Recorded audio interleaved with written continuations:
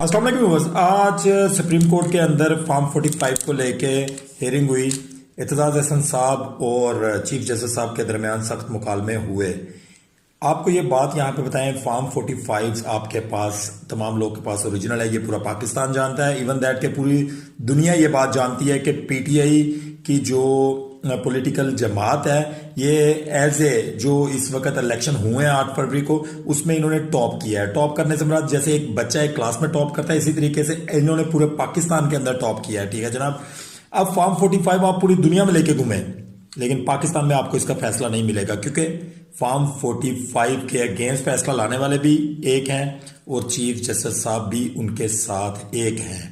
सवाल ही पैदा नहीं हो सकता कि रावलपिंडी कमिश्नर की बात को जो है वो सच साबित कर दिया जाए और तमाम तर सीटें जो है वो रिवर्स हो जाए। ऐसा सवाल पैदा नहीं होता, क्योंकि चीफ जस्टिस साहब इन तमाम तर्जुमातों के साथ मिले।